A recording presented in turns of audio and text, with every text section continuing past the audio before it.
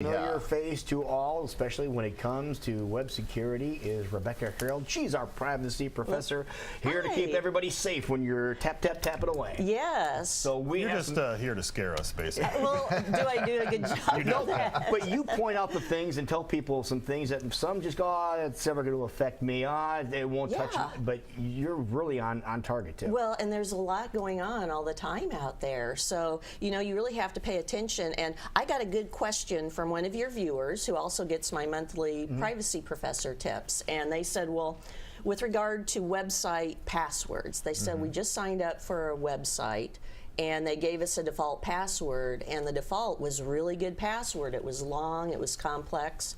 Do I need to change that?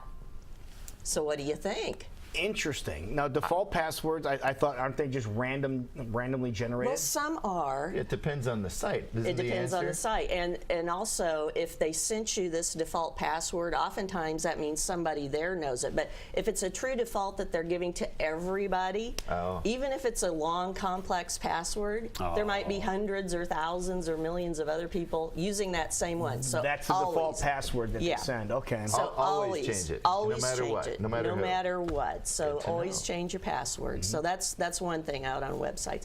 Another thing that's very interesting, we talked about this last time, was the use of encryption. They just did a study, some research to see which of the 4 political candidates have the best security on their websites. Okay. So it was Roski knows them all personally. So. Oh yeah, they're all at the house right now.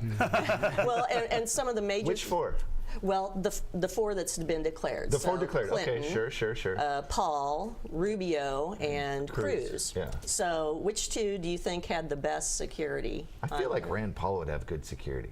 He was in the bottom 2. Oh, really? He did not, and one of the major things that they checked for was whether or not they encrypted everything by default, especially, you know, when they're collecting your name, collecting information, your address. They weren't encrypting by default. Well, Hillary's server destroys things as it gets posted. No, so you think with all the problems she's had with digital information that she would be very cautious. Well, and also I think that's a good indicator too of someone who's thinking about what current issues we have, because in the world today you have to address cybersecurity. So whose was the best? Clinton and Rubio both had the best, and the other 2 were in the bottom and didn't have. They had a lot of problems with regard to how they used passwords, and also. So go out and do a search using your favorite search engine, and you can actually see the results of this study. You might find it interesting. Hillary had a meeting, and maybe you read this somewhere last week, where the people who attended were required to turn over their cameras and cell phones. They couldn't bring them into the meeting. I thought that was interesting. Happened in Iowa. Yeah. Yeah, well, all this stuff gets recorded and dispersed now. Well, now you got, like we were talking about Periscope, we could just be broadcasting it. So that's true. So there's another thing. So look for that. And also with regard to passwords, that deals with authenticating to the site and getting into it. Really, if you're going to have any type of information on a site that you don't want others to be able to get to, like on Facebook, even on Twitter, because you put a lot of personal information out there too, use 2-factor authentication.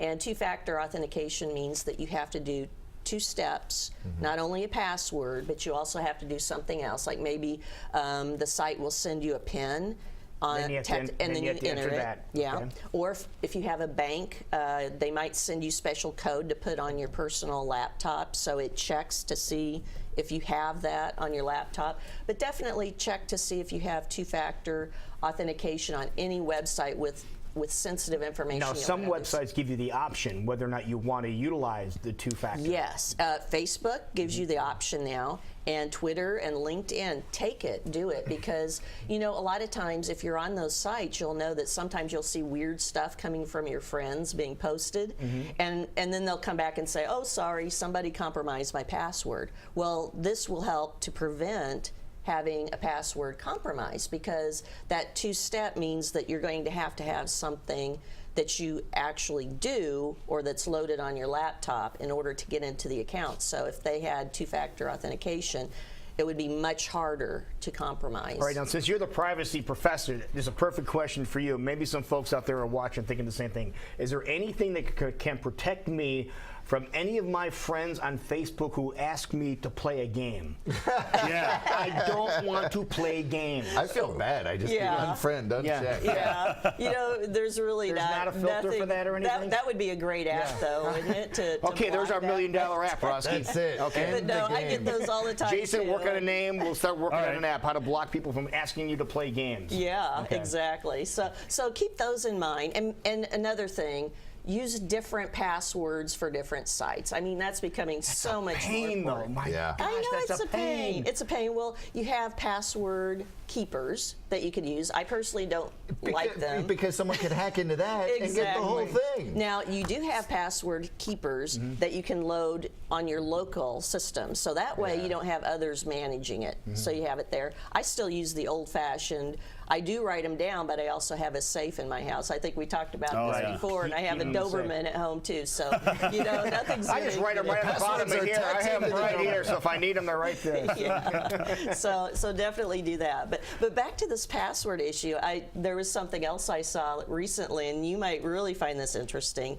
The voting systems now that you can do that are digital, electronic. Yeah. Well, there's a voting system, I think it was in Virginia, a small district in Virginia. They were either using the default or they just picked a really bad password. It was ABCDE. Sure. Nice. And not only that, but it wasn't keeping logs of the activity. So anybody could have, the researchers were able Wow. to remotely get access into it, and then they could change the votes. And so now they're saying, well, what should we do? Because it's going to cost like $150,000 for each voting system to change it. So now they're trying to figure out. God. It's like All right, Spaceballs when well, they said, you- what's the password? One. Yeah. All right, well, people have any other questions or want some more advice about how to stay secure, you have a couple of Yes. places they can go. Definitely. This is one of my websites, and if you click on the question mark at privacyguidance.com, I'll be happy to answer your questions. And like I said, that first question came from someone who is watching the show. So Good. Go there. This is my new service that I provide to businesses, and actually I help them to manage their full information security and privacy programs. So it's out there. And then also my consulting site is another one at privacyprofessor.org, and I have other tools and things that you can get there as well. But there's a lot going on. There's something new every day, so it makes my job really interesting. Well, and you really do have to stay diligent. It's up to you. You know, Yes. it's up to you to stay. Sometimes I just want to pull the cord out and be like, okay, I'm safe now, but you're not connected. So it's up to you Yes. to be diligent. It is, and watch out for ransomware too, because when you said pull the plug out, ransomware, 2 people in the area got hit with ransomware. So, you know, you got to watch out for that, and we could talk about that more on another time. All right, But we'll put that down for the topic then. Yeah. Perfect. It's 7.